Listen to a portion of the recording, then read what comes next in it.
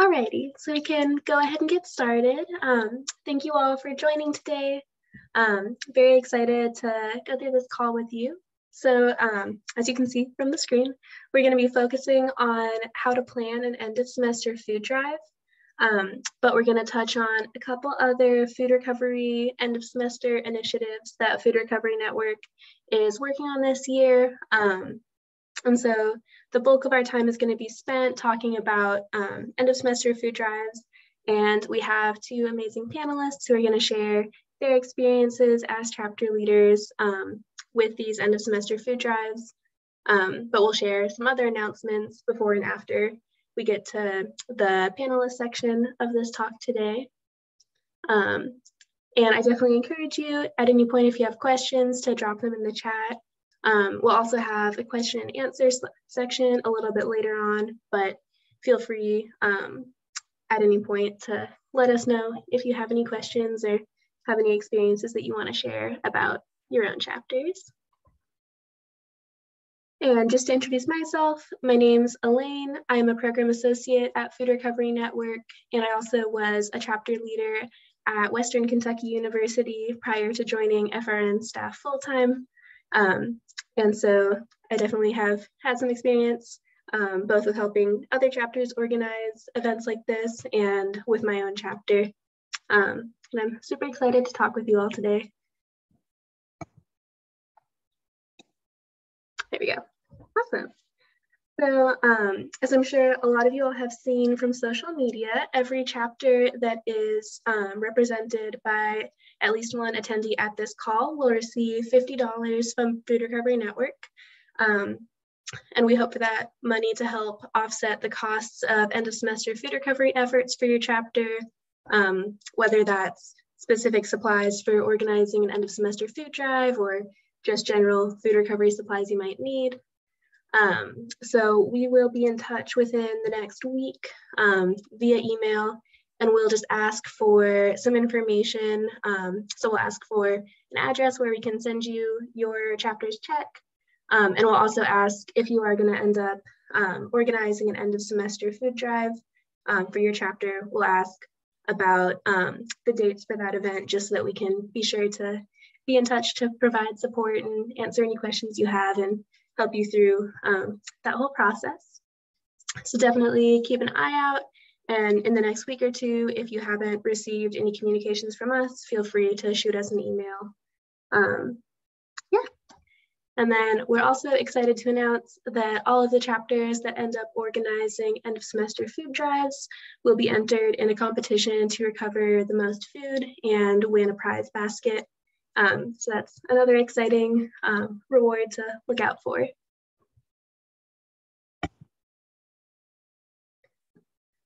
So you may have started to see on our social media, but Food Recovery Network is launching an initiative called 30K in May, where we're working to recover a total of at least 30,000 pounds of food from our whole network through the month of May through our end of semester food recovery initiatives.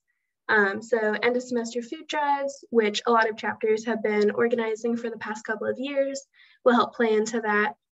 But we also have two other initiatives that we are excited to help chapters launch this year.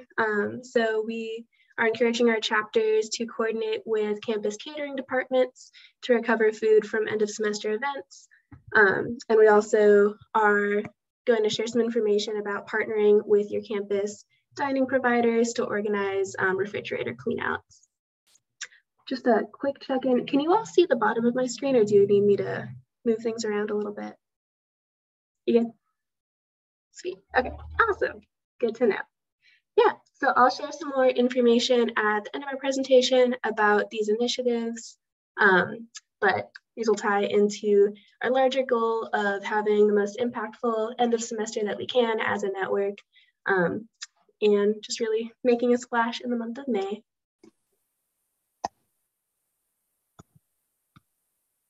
There we go. Awesome. So now we're going to dive more into the details of organizing an end of semester food drive. And so we have two amazing panelists here with us today to talk about their chapter's experiences with these events.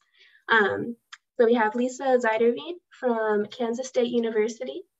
And Lisa is a food science major with a secondary major in global food systems, leadership, and a conflict certificate. There we go.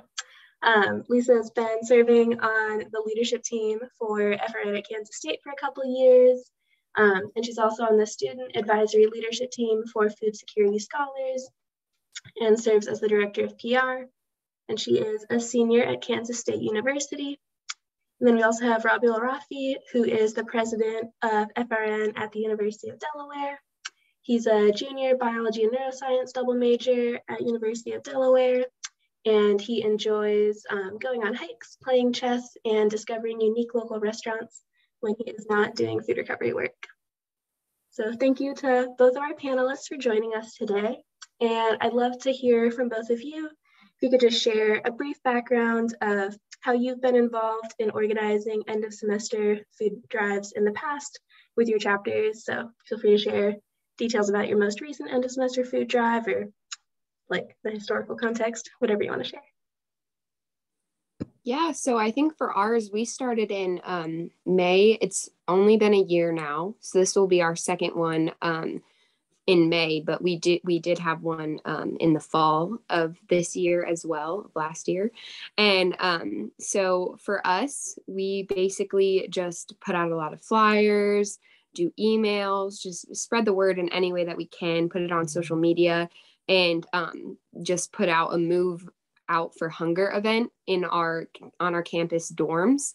And so that's been pretty successful these past few years. I'm not sure on exact numbers on how much we've gotten, but we team up with our Cat's Cupboard is what they call it at Kansas State, which is our cupboard for our students to go to when they need food. So we've been partnering up with them, and we'll collect the food, and then at the end we donate to them. And it works out really well because a lot of freshmen, sophomores, anybody living in the dorms that is leaving but doesn't want to take any of their food back with them can easily donate it and just drop them off in boxes at their dorms. So our model follows I guess it's pretty similar to Lisa's model, where we essentially have these big boxes. We put them in resident dorm halls, and we get the word out, hey, there's a food drive going on. Traditionally, we've been only doing it in the spring when students are actually moving out of their dorms permanently. But because of COVID, we kind of had to stop that. And the president that last ran these food drives, he actually graduated, so we didn't really have a base. And as such, this fall, we decided to take it on. And I think we got 100 or 2 pounds of food, and just like Lisa's model, although we traditionally donate to local soup kitchens, for this particular event, we actually focused on delivering it to students on campus and the faculty of UD. We have a charity called Blue Hen Bounty, which basically streamlines that. So we donated to them. But yeah, that's about it. Awesome. Thank you both for sharing. And I think it's really great. It seems like for a lot of chapters and for both of your chapters, that end of semester food drives provide a new opportunity to connect with new partner agencies. And also there's a lot of potential to keep your food donations on campus, which is really great to be able to help support your student body and just make a really local impact. So that's super awesome. Yeah. So there are a couple different overarching goals of organizing an end of semester food drive. The obvious one being reducing food waste. So end of semester food drive started out primarily as a means of connecting the surplus non-perishable foods from people's dorm rooms and residence halls with hunger fighting agencies. And so I know some chapters in our network will expand that to encourage people to buy new food and bring that into their food drives. But primarily, these events are meant to capture surplus non-perishable foods. So that's really great, ties into our larger mission as an organization. And there can be another really great side effect, which is that there will frequently be greater awareness of food waste and food insecurity from organizing these events, especially if you're tabling and doing a lot of promotional materials and marketing. It can help expose members of the campus community who weren't aware that there was a chapter on campus, and just kind of show the impact that you're having. And it's also a really actionable way for people to fight hunger. It's, I think, a lot easier to just stop by a donation bin and drop off your extra granola bars from your dorm room than to do something bigger like signing up for a food recovery shift. And so it can kind of provide a way for people to ease into the movement, which is really great. And so I'd love to hear from the panelists if either of you have seen any impacts either on campus awareness of your chapter or maybe with your partner agencies from organizing these events in the past.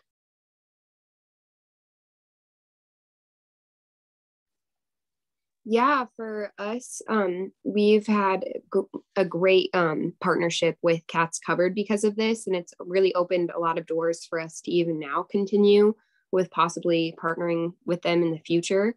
And I mean, we ended up having a lot of food that would have just gone to waste otherwise. So for us to be able to give them that, they loved it, and we loved being able to do it.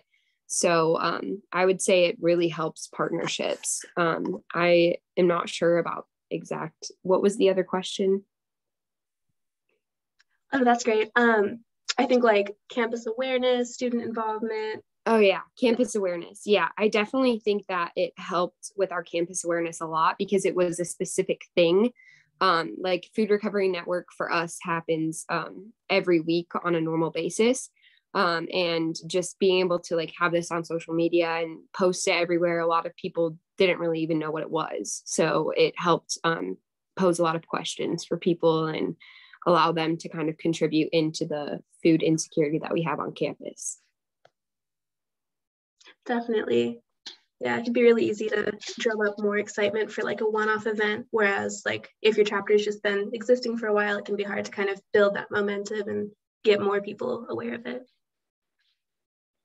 I was going to echo that point as well. There's something really unifying about this project. In our club in particular, we had a lot of members that would perhaps like show up once a semester, but you know, because we put emphasis on this event and also stressed that the volunteerism that they'd have to commit to is not as regular as normal food recoveries, I think we had a lot more commitment, and it's something that they really enjoyed. And you know, putting those posters up and contacting different residents, RAs, to get the word out, it definitely helped with our campus awareness and even just getting more people to acknowledge FRN on our campus.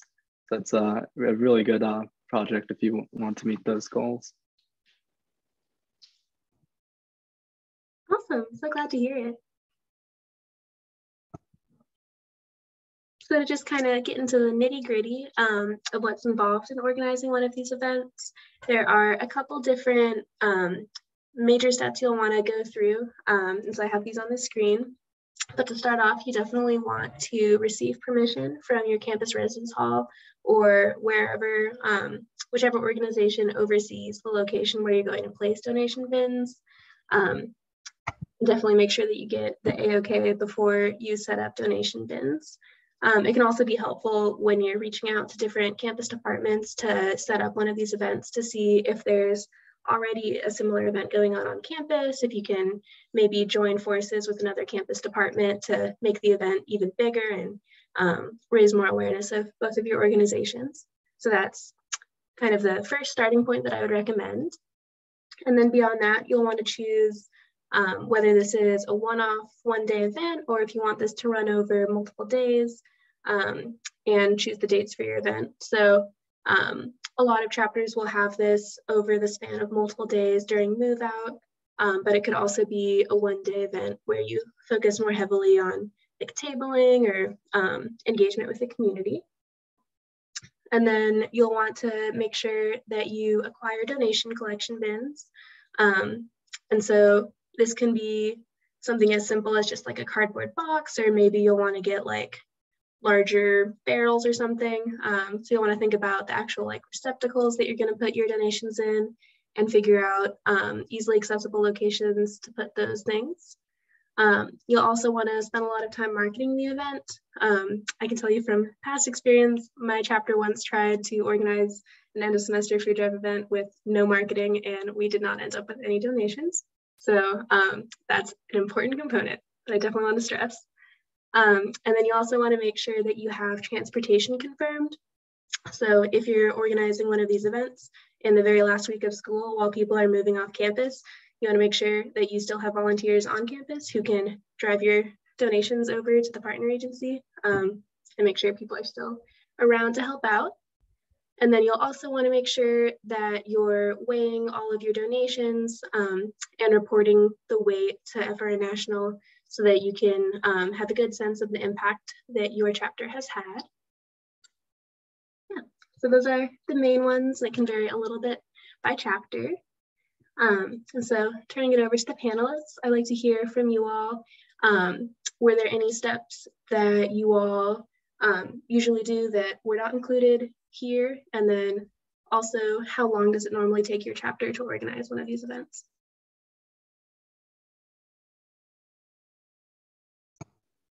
So for us, we tend to do it over the course of a week just because our finals and move out kind of coincide. So we understand that, you know, some students might not have the opportunity to donate a certain day. But our model actually follows this general steps pretty well. We do have one more, I guess, extra commitment that we have to kind of consider, and that's getting a good volunteer base to check that the bins don't overflow. When we when we contacted residents and, you know, got their permission to put these bins for the food drive, one of their big concerns was that, hey, you know, this is food, even though it's packaged, it might go bad or it might overflow, and this might be something that we're concerned about. So we had to employ a bunch of volunteers. We have around over 20 dorm halls, so we needed a bunch of volunteers to essentially take one or two and check on how the bins are doing every other day. So definitely, you know, you might have that kind of considerations that come up that may, depending on if you do it over the course of a week or a day. So be on the lookout for that. Yeah, and ours coincides with that pretty well as well. We have all of this basically is the same, and ours extends over a week as well, because it is during finals for us as well. And the only thing is, so what we do is we have people, we only have like 6 dorms at K-State, so it's a lot easier than 20. So we just have a few volunteers that sign up and make sure that there's at least one driver that has insurance. I don't know if that's on there or not, but usually it's a big emphasis that they have insurance on their car. And then we just go and check the buckets every day or the boxes and see how full it is from that standpoint, and then take whatever we have there and then take it to the donation place. So it's pretty much the same, I would say. But we utilize Sign Up Genius to also give out reminders for volunteers. I'm not sure what you use. If you have any suggestions for that either, Raviel. Our group is kind of like, we know them pretty well. So on our last meeting before we kind of like go into the event, we essentially ask that members that would like to volunteer for this event stay back, and we essentially create a spreadsheet for them. And then we form a group chat over GroupMe and essentially communicate with them there. And if, you know, someone needs to delete a shift or perhaps switch out a dorm with someone else's dorm because of the location, they're able to do that there. But I think for a group that, you know, where there's a lot of members and you may not know them as well, I think Sign Up Genius might be better for that.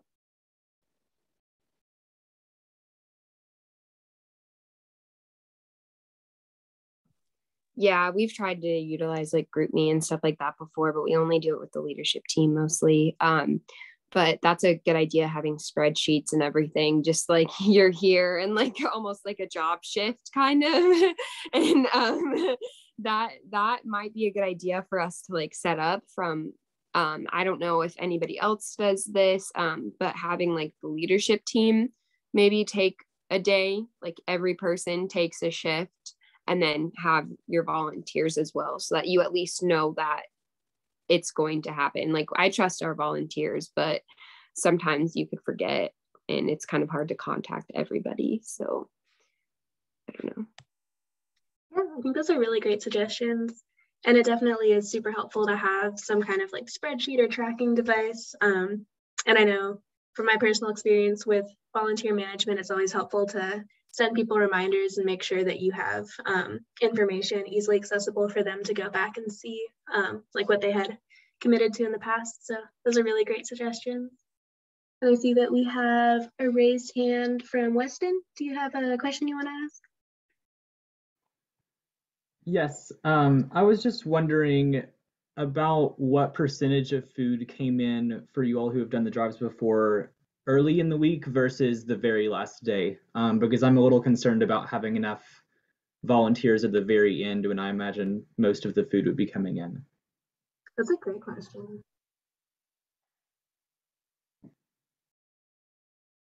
You all have a sense? Yeah, for us at least, a lot of ours came in the end. But I mean, for us, students are moving out at all random times. So it was pretty consistent, but the first few days, like Monday and Tuesday, when everybody probably still has finals going on, there weren't as much donations. But as the week went on, they definitely got more. So I don't know. I mean, a lot of people are usually gone on our campus by Friday. So that kind of reflects on the food that we get. But I would definitely say like that Wednesday and Thursday were our busiest days. Yeah, we also had the same experience where most of our food comes in towards the end of the week. And this is actually a good reminder. If you're planning on doing this event towards the end of the semester, it's a good idea to have someone have access to all the dorms, because you never know like when plans change for the volunteers. And so you always want a backup. So in our campus, the individual volunteers had access to that 1 or 2 dorms they were in charge of, but we had my vice president, Faith. She had access to all 20 of the dorms in case something awry went or it happened. And that's like something to be mindful of. And the other thing is, when you're choosing the volunteers, I think you can also remind them that, hey, if you're not going to be here for these days, don't sign up for it, because sometimes there are a lot of students that stay until that Friday, but you just have to be mindful that you're checking when they're leaving. And we usually do that over GroupMe and ask if everyone can commit to that time. And if they can't, usually someone from the leadership team fills in for them.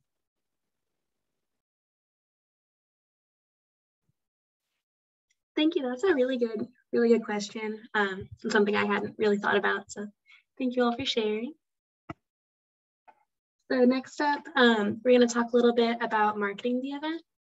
And there are truly just a huge number of different ways that you can market your end of semester food drive. And so I have a couple different things listed up here. So there's physically printing out flyers, including like bright, clearly marked donation bins that are very visible. You can table on campus before or during the event. You could create a Facebook event or some other event on social media to invite people to. You can also focus really heavily on email. So that could be if you have a chapter listserv, or you could reach out to similar student organizations, professors who teach similar disciplines, anything like that. You can also partner with other groups, especially if your chapter has been struggling with volunteer recruitment or you don't necessarily have enough volunteers to help with all of the transportation logistics and checking on your supplies and donations, then it could be good to partner with another on-campus group.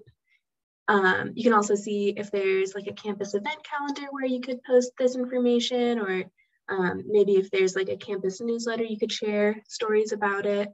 And it's also probably most easy and potentially most impactful to just have a really big social media campaign about your event. And so for Rabiel and Lisa, I'd love to hear what your chapters normally do to market the event, and if you have any tips for what you found to be the most successful or helpful. Yeah, so I think this is one of the most important points in the food recovery Move Out for Hunger event, just because this can like determine how much food you're getting at the end of the day. But for us, what we found to be really helpful is to just get the word out kind of at a personal level, where we, find the RAs that are, presumably have like some form of contact with all of their students. And we ask, kindly, hey, we have this event going on. Could you please support it? And in your next resident hall meeting, could you just, disseminate the news? And I don't think we ever had an experience where someone said no. So I think that's like definitely the way to go. And, the students themselves, I feel like upon hearing about this event, most of them are very agreeable. Like they understand that food waste is like an important problem, and they're very keen to donate that. So I think, that's a good approach. We also do a kind of like our overarching approach, where we ask our student newsletter program to basically have this in their news, and they disseminate that to pretty much all the students. But sometimes that isn't enough because a lot of students just don't read it. So it's good to have a multi-pronged system going into it.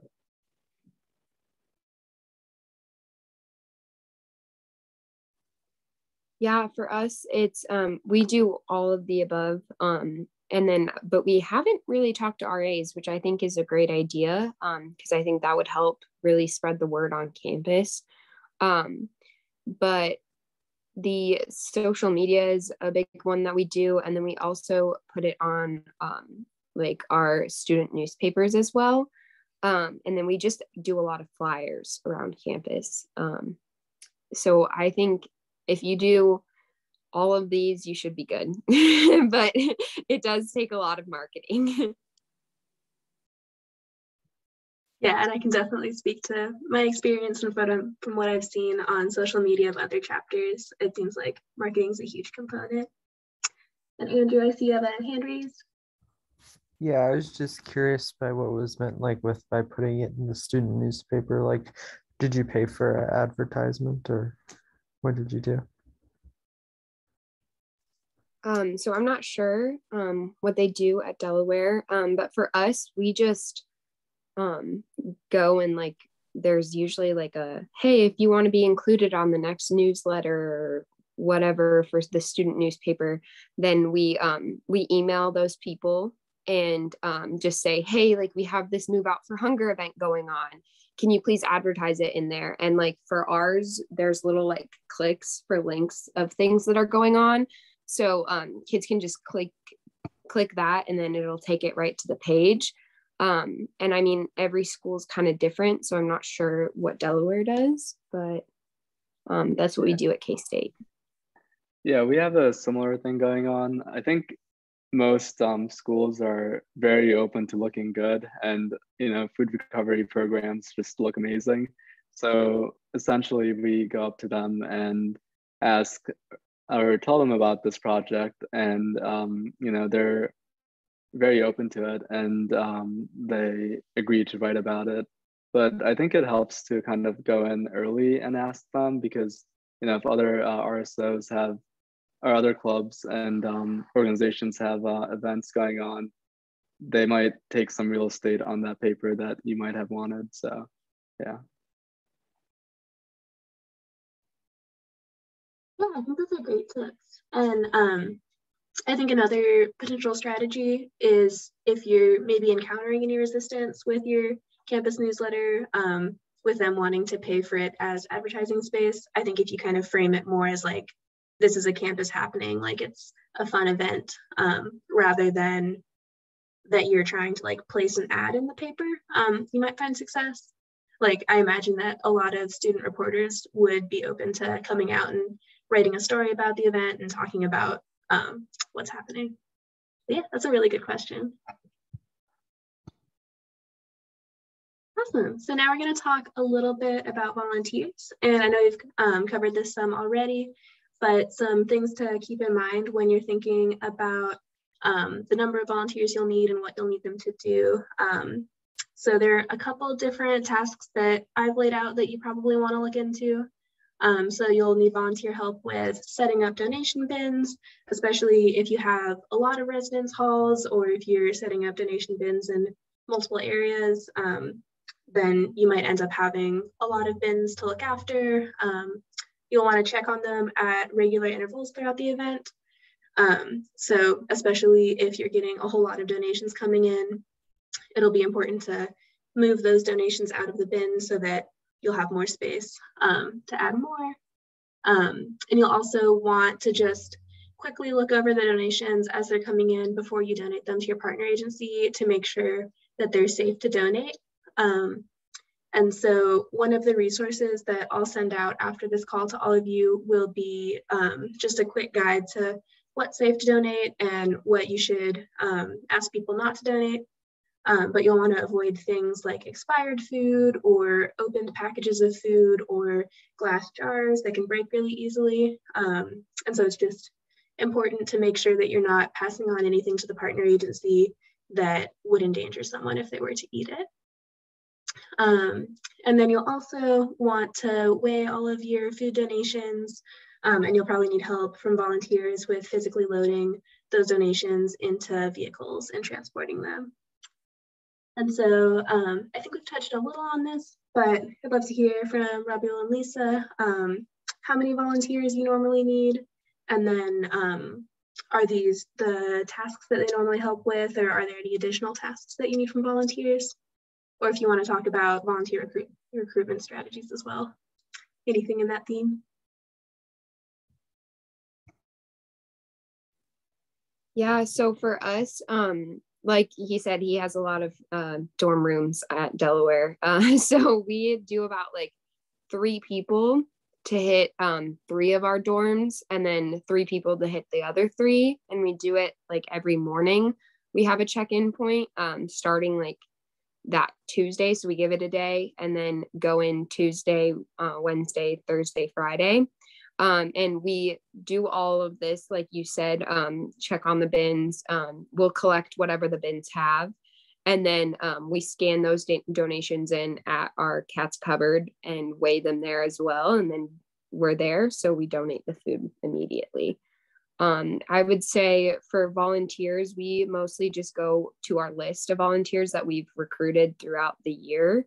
And continue to do that from like other recruiting events and stuff like that. We don't really, this is more of a, hey, like our volunteers, would you like to volunteer for this event? We kind of keep it more within our volunteers rather than opening it up. Yeah, our group here at Delaware does the same exact thing. We tend to have a little more people volunteering for Move Out for Hunger rather than the regular recoveries. So sometimes we'll have some volunteers that we only saw perhaps like once a semester. But I think a good way to recruit any volunteer is through probably like after your meeting, just ask if anyone would be interested and also send out like a follow-up email asking if anyone in the email chain would be interested, and then go on from there. You'll probably need to like decide how many volunteers work best for you, but something that I think could be a concern is if you have like way too many volunteers, it is something that you have to kind of manage. You know, you have to ask the students when they're leaving. You have to see what shifts they can do. So make sure that your exec team has the bandwidth for that. But for our 20 something dorm halls, I think we had like 12 or maybe a little more volunteers. So it wasn't too many of them.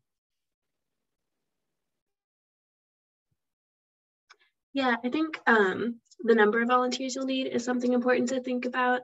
And it could be a little like nebulous or tricky to figure out. But for context, I was looking back at past end of semester food drives that we have the numbers for. And it looks like we ranged from the lowest reported food drive total was about 90 pounds of food up to 2,000 pounds of food from one school for just one end of semester food drive.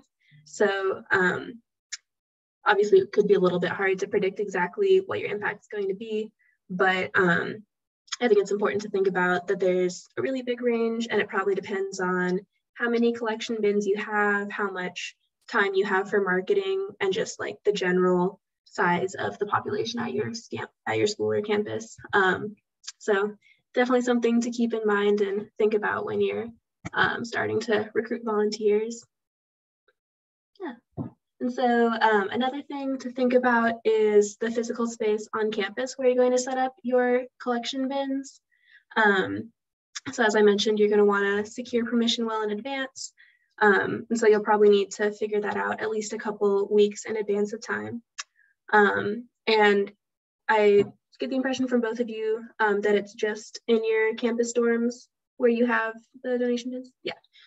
Yeah, so I think that's pretty common to just keep it within dorms and residence halls, but you could also put your bins in like more common areas. Like you could go outside of like the student union or near a dining hall on campus.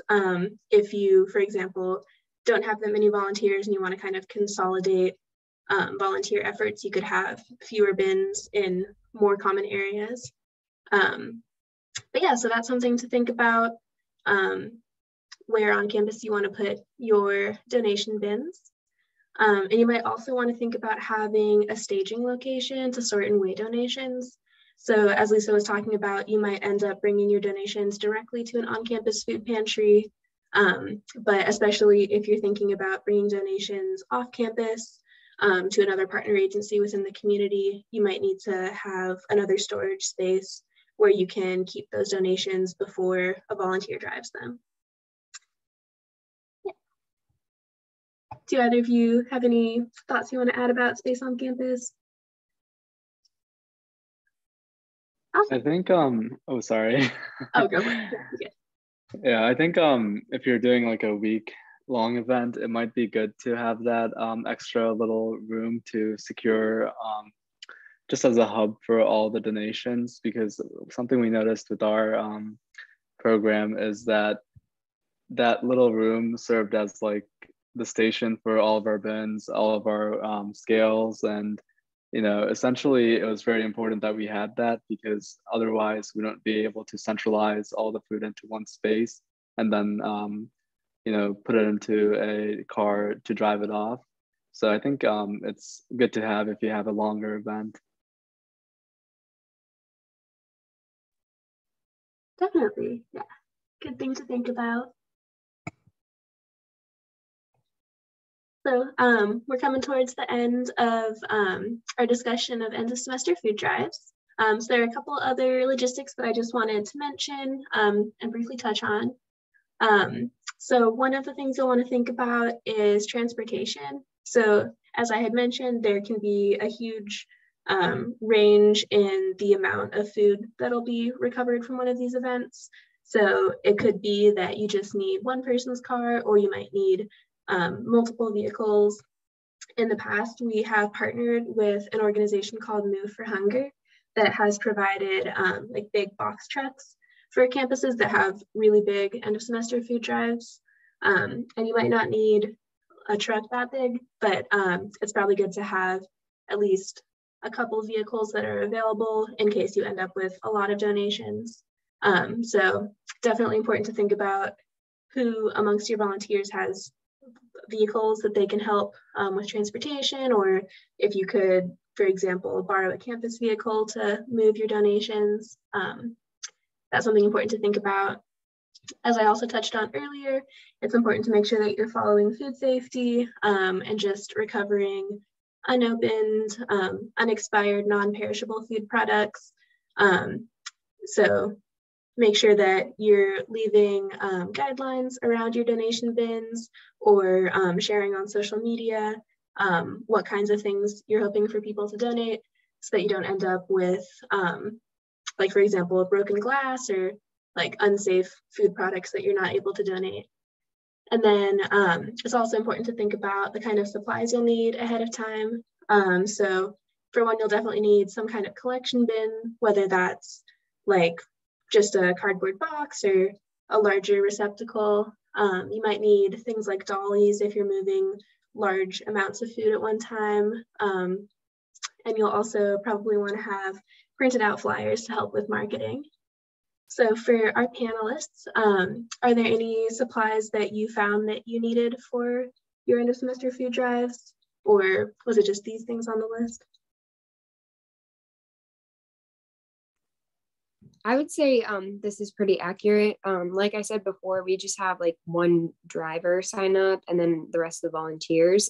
So it depends on how many volunteers you need. Like you may need 2 drivers, but that is something that is very important to be thinking about when setting this up. And then, yeah, we didn't really use dollies ever. All of our food basically fit in the boxes. And so we just used like bins then to take them to Cats Cupboard. But clearly marking the donation bins with the guidelines and everything, I think that's a really important step. Like you said before, that's really helped us at least not have to fish out what we need to take and what not to take. Yeah, another important supply I'd suggest is having a good scale. The one we had, well, actually, we didn't even have one. All of our food actually is weighed by the people we recover from, so we never needed it. But as such, we didn't consider that. And when it came to tracking the food, that was something that we had to think about. And luckily, one of our members had a scale, but sometimes, the scale could be too small or too fragile for a heavy box. So definitely get the right one and get it ahead of time. Yeah, that's a really good suggestion. And just gonna do a little plug here. If you all need any food recovery supplies, Food Recovery Network has up to $100 for every chapter in our network every semester that you can apply for in grant funding. So for example, if you need a scale and you don't have one, I definitely encourage you to apply for FRN National to send a scale to your chapter. We want to make sure that all of our chapters have all the resources they need to carry out food recoveries. So definitely, if you need any supplies, feel free to apply for a grant, or if you have any questions about how to access that, shoot us an email and I can give you some more information. Awesome. So the last thing I wanted to touch on really quick is it's important to report your impact. As we were mentioning with scales, it's good to weigh all of the food that you're recovering so that you have a sense of how much of an impact you've had. That helps the network as a whole, as we're able to show how much of a collective impact we have and how prevalent of a problem food waste is. And it can also help your chapter a lot with volunteer recruitment and expanding your operations on campus and just demonstrating to the campus community how much of an impact you have. And so to report your food recovery data, I encourage you to fill out FRN's food tracking form. And I have a little screenshot of what that looks like on the screen. But if you've never used it before, you can just go to our website and it appears under our student resources page. And it just quickly asks for you to input your chapter name and your total pounds recovered. And so that will let us know how much food you've recovered. And I think a thing that a lot of chapters aren't aware of is that we have spreadsheets. So on our website, we have a chapter section, and that shows listings for every single chapter in our network. And on your chapter listing, there's a little button that will lead to a spreadsheet that shows the complete record of what your chapter has recovered over time. And so if you just submit food tracking forms, that'll automatically populate the spreadsheet for you and make it really easy for you to go back and see past records without having to do as much record keeping on your end of things. So as you're going through your food drive, make sure to fill out the food tracking form, tag @food recovery in your posts about your end of semester food drive, and we'll hype you up on social media. And also make sure that you're submitting food tracking data if you want to be entered to receive a prize basket. So important to keep in mind. So now we have a couple minutes for a quick Q&A. So if anyone has any questions to ask the panelists, definitely encourage you to do so.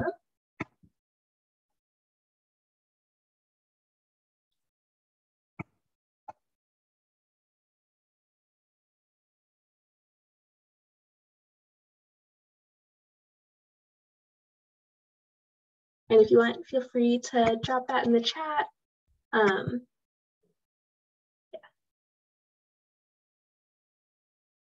Give everyone another minute. And if we don't have any questions, we can move on in a second. Priscilla, did you raise your hand? Yes. Hi all. Sorry if this has already been said, but did you mention where you got your boxes and bins? Were they just from recycled packaging or were they from FRN? Is there like a special type you guys use? Great question.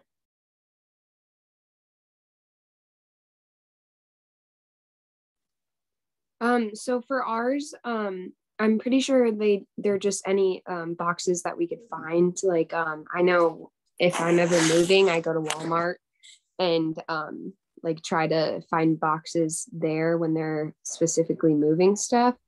I'm not sure what our chapter did for ours. Alicia, our president, was in charge of that, so I can't really give you a straight answer on that one. But I would say you can find boxes pretty easily around, depending on like your grocery stores and stuff like that, especially if you tell them, hey, I'm doing this event and we need boxes. Is there any way you can let us know when you guys do stocks and stuff like that? And that could be a good way to gain boxes, but I'm sure Food Recovery Network would probably help with that as well.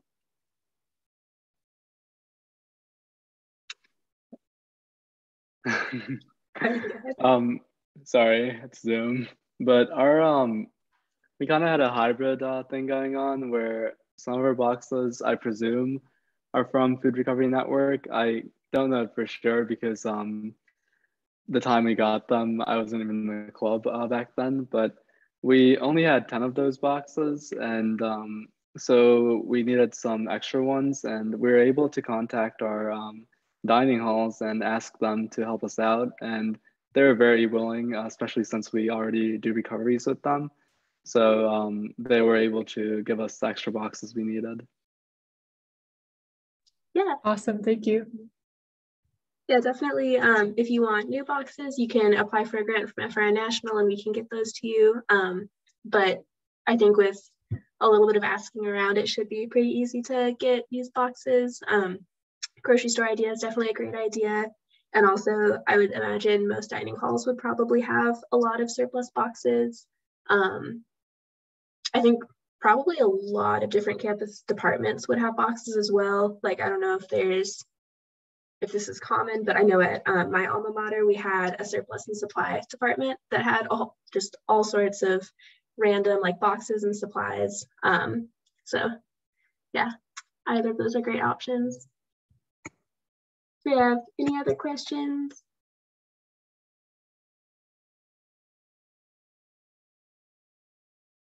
Well, I can go ahead and move us along. And if anything comes to mind, feel free to drop it in the chat and we can circle back at the end. But I'm just going to spend the next up to 5 minutes, probably not more, talking about our other end of semester food recovery initiatives. So we're also encouraging our chapters to work with campus catering and your dining halls on campus this year. So campus catering not a lot of chapters in our network are currently working with catering, but this is a really great opportunity with end of semester events related to graduation and various ceremonies and things to start working with campus catering to recover the surplus food from catered events. And so FRN is working on various resources, including some template language that you can use to reach out to your campus catering department to ask them to work with you. So we're also encouraging our chapters to work with dining halls on campus to do refrigerator cleanouts. So at the end of the semester, a lot of dining halls and restaurants on campus will end up with a lot of extra ingredients and food in their refrigeration and storage that might not necessarily be good by the time students come back to campus. So there's a lot of potential to recover large quantities of food from your campus dining halls at this time. And so we're also going to share some resources for conducting outreach to your dining service provider to ask to partner. And this photo on the slide is actually from a recovery that my chapter did back in 2020 when the pandemic hit and we had to close down our school. We worked with our on-campus food provider to help clear out their refrigerators, and there were thousands of pounds of food that ended up being distributed to the community. So there's definitely a ton of potential to make a big impact in this way. And I'll also note that Food Recovery Network is running an initiative. So any schools that want to participate in either campus catering, food recovery initiatives, or in refrigerator cleanouts are eligible for a free food recovery verification from us. And so if you all are not familiar, food recovery verification, or FRV, is a third-party verification service that Food Recovery Network offers for food businesses and events that donate surplus food to hunger-fighting nonprofit organizations.